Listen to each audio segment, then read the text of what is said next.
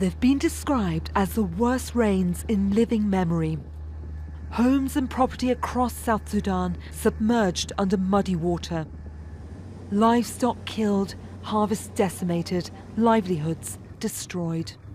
The wet season started in July and has since flooded half of Sudan's 78 counties. Tens of thousands of people have fled their homes to seek dry land. But before the rains came, the dry season also brought displacement.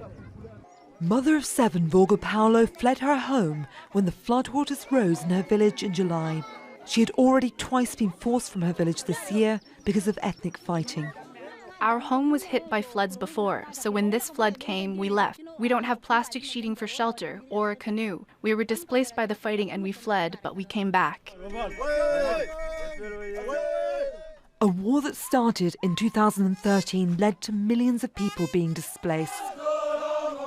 Even though a ceasefire was signed 2 years ago, armed conflict and ethnic fighting persists.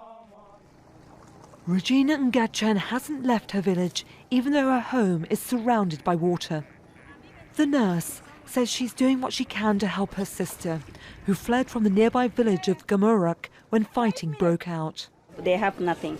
Just they came with empty hand. Everything I'm the one doing it now. Everything. If they are sick or they need anything from the market, I'm the one supporting them. A local field coordinator for Doctors Without Borders says the villagers there now have to contend with waterborne illnesses and malaria. Huge rates of malaria positivity, which we're treating at clinics and at a mobile clinic. We're also seeing measles, a rise or a spike in measles cases here. We're also very concerned about food insecurity. 12 months of displacement has led to a lack or food shortage in the area.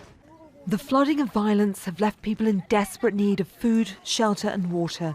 Many can't see an end to their suffering. Laura Bowden-Manley, Al Jazeera.